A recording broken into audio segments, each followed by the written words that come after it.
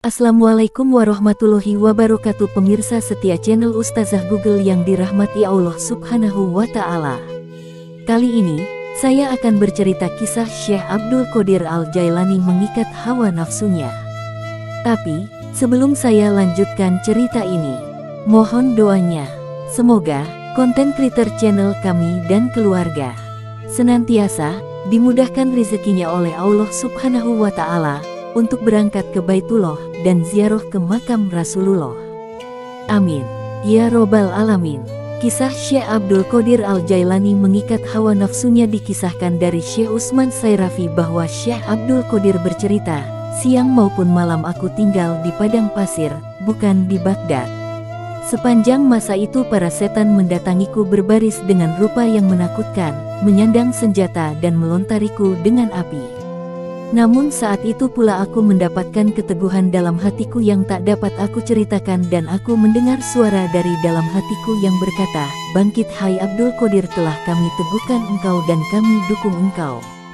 Ketika aku bangkit mereka pun kocar-kacir, kembali ke tempat semula. Setelah itu ada setan lagi datang dan mengancamku dengan berbagai ancaman, aku pun bangun dan menamparnya hingga dia lari pontang-panting. Kemudian aku baca la haula wala quwata illa billahil aliyil azim dan terbakarlah ia. Di lain waktu setan mendatangiku dengan rupa seorang yang buruk rupa dan berbau busuk seraya berkata, "Aku iblis datang melayanimu karena aku dan para pengikutku telah putus asa terhadapmu. Pergi," kataku kepadanya. "Aku tidak percaya dengan apa yang engkau ucapkan." Saat itu muncul tangan dari langit memukul ubun-ubunnya hingga iblis tersebut terbenam ke dalam bumi. Kedua kalinya iblis tersebut mendatangiku dengan membawa sebuah bola api untuk menghancurkan aku. Ketika itu datanglah seorang berjubah dengan mengendarai seekor kuda memberikan sebilah pedang kepadaku. Melihat hal ini si iblis mundur, tidak jadi menyerangku. Ketiga kalinya aku melihat iblis duduk menjauh dariku sambil menaburkan tanah di kepalanya seraya berkata, "Aku putus asa terhadap dirimu wahai Abdul Qodir." Maka aku jawab, "Aku tetap curiga terhadapmu." Mendengar jawabanku ini iblis berkata, "Ini lebih dahsyat daripada bala." Kemudian disingkapkan kepadaku berbagai jaring. "Apa ini?" tanyaku. "Ini adalah jaring-jaring dunia yang menjerat orang-orang sepertimu," jawab sebuah suara. Aku pun berpaling dan melarikan diri darinya. Aku habiskan 1 tahun untuk memeranginya hingga aku dapat lepas dari semua itu. Setelah itu disingkapkan kepadaku berbagai sebab yang berhubungan dengan diriku. "Apa ini?" tanyaku. "Ini adalah sebab musabab kemakhlukan yang berhubungan dengan dirimu," jawab sebuah suara kepadaku.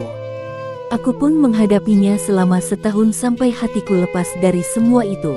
Tahap selanjutnya disingkapkan kepadaku isi dadaku dan aku melihat hatiku tergantung kepada berbagai hubungan. Aku bertanya, "Apa ini?" Suara tersebut menjawab, "Ini adalah kemauan dan pilihanmu." Jawaban tersebut membuatku menghabiskan waktu 1 tahun lainnya untuk memerangi hingga aku dapat lepas dari semua itu. Berikutnya disingkapkan kepadaku jiwaku dan aku melihat berbagai penyakit masih bercokol, hawa nafsunya masih hidup dan setan yang ada di dalamnya masih bercokol, hawa nafsunya masih hidup dan setan yang ada di dalamnya masih melawan. Aku memerlukan 1 tahun lainnya untuk memerangi semua itu hingga berbagai penyakit hati hilang. Hawa nafsunya mati dan setan berhasil aku tundukkan. Dengan demikian segala sesuatu hanya untuk Allah semata. Pada tahap ini aku benar-benar sendiri, semua yang eksis aku tinggalkan di belakang dan aku tetap belum berhasil mencapai junjunganku.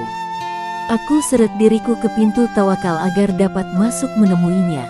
Namun setibanya aku di pintu tersebut, aku mendapatkan kerumunan. Orang yang membuatku mundur. Begitu pula di pintu syukur, kekayaan, kedekatan, penyaksian, musaihadah semuanya penuh dengan orang-orang. Akhirnya aku menyeret diriku ke pintu kefakiran. Aku dapati pintu tersebut kosong dari orang-orang, maka aku memasukinya dan mendapatkan di dalamnya berisi semua yang aku tinggalkan dan harta karun paling besar dan kemuliaan paling agung Allah Subhanahu wa Ta'ala. Syekh Abu Muhammad Abdullah Al-Jabai meriwayatkan bahwa Syekh Abdul Qadir pernah berkata, suatu saat aku duduk di tengah padang pasir, sedang mengulang-ulang pelajaran fikih dalam keadaan kelaparan. Tiba-tiba muncul suara yang berkata kepadaku, "Mengapa aku tidak melihatmu meminjam uang agar engkau dapat belajar fikih atau menuntut ilmu dengan tenang? Bagaimana aku berhutang sedang aku tidak sanggup untuk melunasinya?" Jawabku. Kemudian suara tersebut berkata, "Carilah pinjaman dan kami yang akan membayarnya." Aku pun pergi ke seorang penjual sayur dan berkata kepadanya, "Maukah engkau bertransaksi kepadaku tapi dengan syarat jika aku dapat mengembalikan apa yang aku pinjam maka aku akan mengembalikannya kepadamu. Namun jika aku mati dan tidak dapat mengembalikannya maka engkau menghalalkannya untukku. Yang aku minta adalah sepotong roti dan sedikit seledri." Penjual tersebut menangis mendengar permintaanku dan berkata, "Sayyidi tuanku, aku halalkan semuanya untukmu. Ambil saja yang engkau suka." Sejak saat itu aku selalu menerima sepotong roti dan seledri. Namun setelah hal tersebut berjalan beberapa lama mulai timbul perasaan tidak enak di hatiku karena ketidakmampuanku membayar si pedagang. Saat itu sebuah suara berkata kepadaku, "Pergilah ke tempat pedagang tersebut dan bayarkan kepadanya apa yang engkau lihat di atas batu." Aku pun ke tempat tersebut dan melihat sebongkah besar emas di atas batu yang kemudian aku bayarkan kepada si pedagang. Dalam riwayat yang lain Syekh Al-Jabai meriwayatkan bahwa Syekh Abdul Qadir pernah berkata, "Aku sedang bersama orang-orang belajar fikih ketika suatu saat musim panen tiba. Orang-orang tersebut biasanya pergi ke Rustak untuk meminta sedikit bagian dari panen. Pada suatu hari mereka akan pergi ke Bakuba dan mengajakku. Aku pun pergi bersama mereka. Di Bakuba tinggal seorang soleh bernama Yakubi. Ketika ia melihatku, dia berkata kepadaku, 'Murid Al-Haq yang menginginkan Allah dan orang-orang saleh tidak pernah meminta sesuatu kepada seseorang. Beliau melarangku untuk meminta sesuatu kepada manusia.' Sejak saat itu aku tidak pernah pergi ke tempat tersebut." Syekh Abdul Qadir juga pernah berkata, "Suatu malam aku tenggelam dalam kondisi spiritual yang membuatku berteriak.